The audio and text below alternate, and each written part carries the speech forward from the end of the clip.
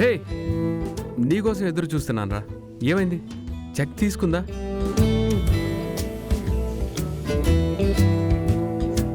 ఏంట్రా? ఏంటేంట్రా, చామంతి చాలా సిన్సియర్. కష్టాన్ని నమ్ముకున్నాను, ఇలాంటి అదృష్టాన్ని నమ్ముకోలేదు, తీసుకోను అని చెప్పింది. అలా చెప్పిందా? అవును. కొంచెం నచ్చ చెప్పి ఇవ్వకపోయావా? నేను తనకి నచ్చ చెప్పడానికి చూస్తే చామంతి నాకు నచ్చ చెప్పి చెక్ తీసుకోనని పంపించేసింది.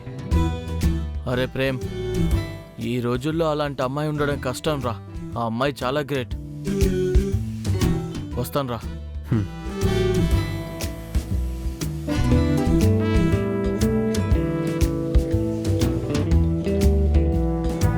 చామ్, నువ్వు డైరెక్ట్గా డబ్బులు ఇస్తే తీసుకోవని ఇలా ప్లాన్ చేశాను. తీసుకొని బంగారు నాంతడు కొనుక్కుంటావు అనుకున్నాను. నీకు నీ ఆత్మాభిమానం ఎక్కువ నిరూపించావు. నీ మీద నీకు విశ్వాసం ఎక్కువ. ఒకరి మీద ఆధారపడడం నీకు ఇష్టం ఉండదు. నీ కాళ్ళ మీద నిలబడ్డం అంటేనే నీకు ఇష్టం. ఇన్ని మంచి లక్షణాలు ఉన్న అమ్మాయి కాబట్టే చెక్ తీసుకోలేదు. కానీ ఇంకెలా నువ్వు డబ్బులు తీసుకునే మార్గం నీకు చూపించాలి.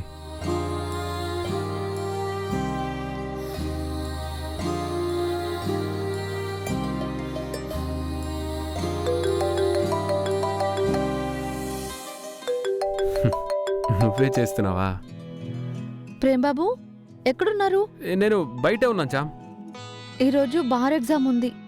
వస్తున్నాను చామ్, వస్తున్నా. నాకు సరే బాబు, నేను రెడీ అవుతాను.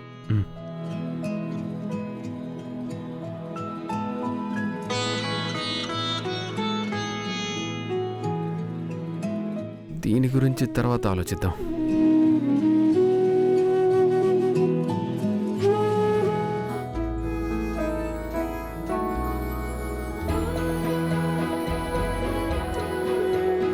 అత్తా, ఏంటి చామంతి ఇంత హడావిడి పడుతున్నావు?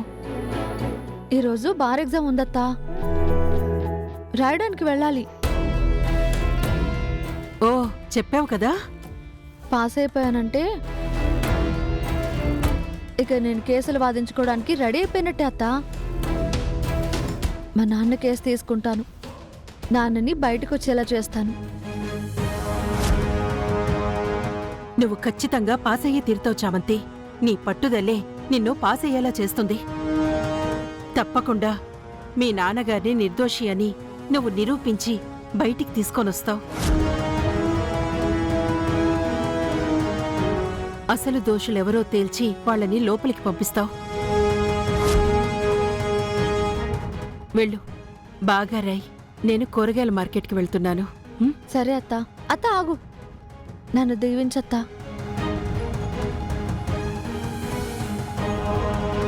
మంచిగా పరీక్ష రాసిరా. విజయోస్తు.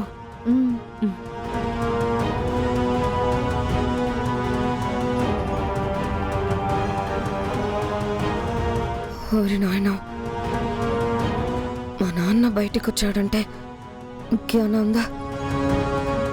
అసలే ఆయన రాజవంశానికి నమ్మిన బంటు.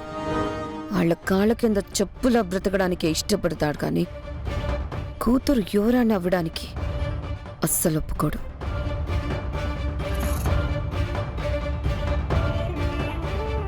అంటే చామంతి ఇప్పుడు బార్ ఎగ్జామ్ రాయకపోతే ఏ గొడవ ఉండదు కదా. ఏం చేయాలి? నాన్న అంటే అత్తయ్యకు పడదు కదా, అట్నుంచి నెరుక్కొస్తా.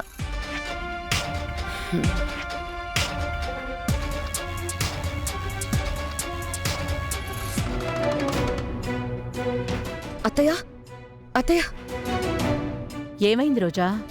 అంత కంగారు పడుతున్నావేంటి? కంగారు నా గురించి కాదత్తయ్య, మీ గురించే. నా గురించా? ఏమంటున్నావు రోజా? చామంతి ఇప్పుడు బార్ ఎగ్జామ్ రాయడానికి వెళ్తుందత్తయ్య. దాని ఆనందం మామూలుగా లేదు. దాని కాళ్ళు భూమి మీద నిలబడ్డం లేదు. ఎగ్జామ్లో పాస్ అయిపోయి లాయర్ అయిపోయి వాళ్ళ నాన్న రామచంద్రయ్యని నిర్దోషిగా నిరూపించి బయటికి తీసుకొస్తుందంట.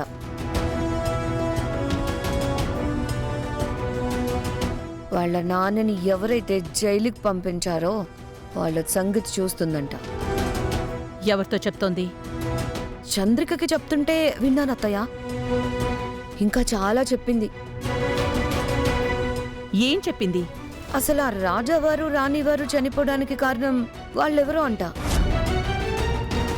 ఆ పెద్ద హస్తాన్ని ఉరికంబం ఎక్కిస్తుందంట. ఇందులో నేను కంగారు పడేదేముంది? నువ్వు కంగారు పడచ్చా? అత్తయ్య, తెలిసి అంటున్నారా, తెలియక అడుగుతున్నారా, లేక మీరు చేసింది మర్చిపోయారా?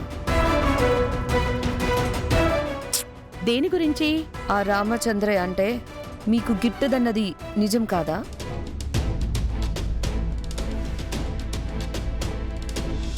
లాస్ట్ టైం గుళ్ళో మీరే కదా రామచంద్రయ్యని కిడ్నాప్ చేసి చంపాలని చూశారు. ఇప్పుడు విడుదలయ్యి బయటికి వచ్చాడంటే మీరే కదా అతనికి టార్గెట్. మిమ్మల్నే కదా ముందు బ్రతకూడదనుకుంటాడు. నిజమే రోజా. ఆ రామచంద్రయ్య అసలు బయటికే రాకూడదు. రాకూడదు అంటే ఇప్పుడు చామంతి బార్ ఎగ్జామ్ రాయడానికి బయటికి వెళ్ళకూడదు. వెళ్ళే అది ఆగదు. మీ మామయ్య ఊరుకోరు. డైరెక్ట్గా మనం ఇన్వాల్వ్ అవ్వకుండా పని అయ్యేలా చూడండి అత్తయ్య. మనం ఎవరు ఆపినట్టు ఉండకూడదు, అది వెళ్ళకూడదు. మ్మ్. నిషా, నిషా,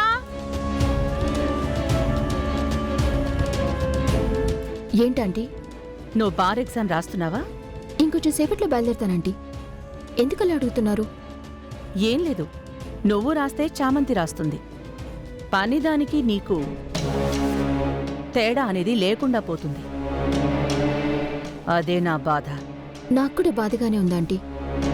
అది చదవకూడదని అక్క నేను చాలా ట్రై చేశాం, కానీ ఏది కాలేదు. ప్రయత్నం మొదలు పెట్టాక మధ్యలో ఆగకూడదు నిషా. చివరిదాకా పోరాడాలి. అవ్వలేదు కదా అని ఆపేయకూడదు. అది ఎట్టి పరిస్థితుల్లో ఎగ్జామ్ హాల్ మొహమే చూడకుండా చెయ్యాలి. అప్పుడే కదా నీకు దానికి తేడా ఉంటుంది. నువ్వు లాయర్ అవుతావు, అది పని మనిషిగానే మిగిలిపోతుంది. నాకు కావాల్సింది అదే ఆంటీ, కానీ ఏం చేయాలో అర్థం కావట్లేదు. చెప్తాను, చేస్తావా? భలేవారే, ఎందుకు చేయనంటీ? చెప్పండి. అయితే విను.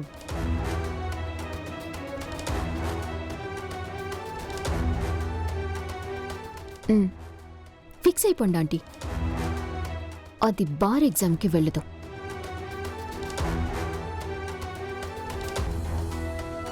చేస్తుందంటారా అత్తయ్య? ఆకలితో ఉన్నదానికి వేట దొరికితే వదులుతుందా?